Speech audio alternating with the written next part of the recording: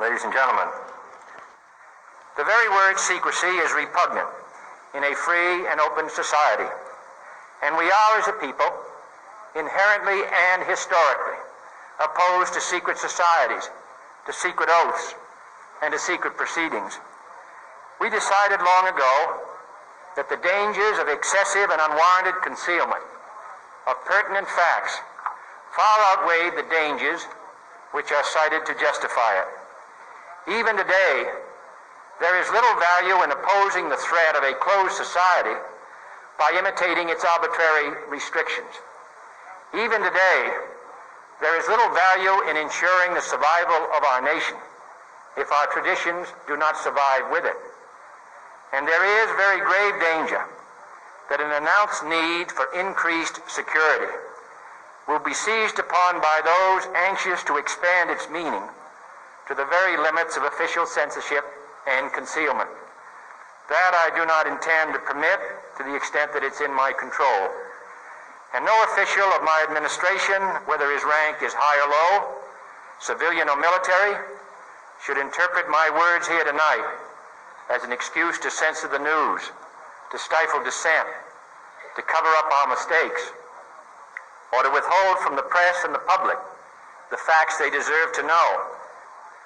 For we are opposed around the world by a monolithic and ruthless conspiracy that relies primarily on covert means for expanding its sphere of influence, on infiltration instead of invasion, on subversion instead of elections, on intimidation instead of free choice, on guerrillas by night instead of armies by day.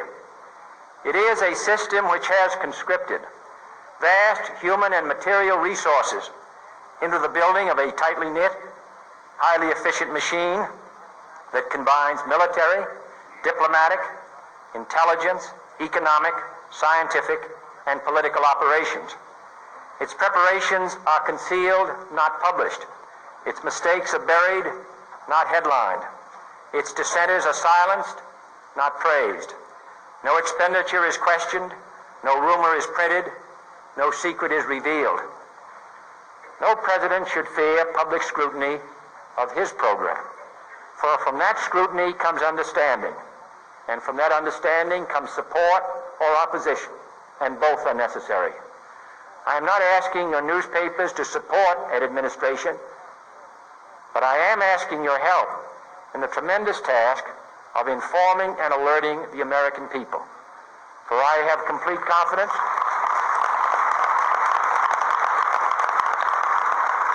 in the response and dedication of our citizens whenever they are fully informed.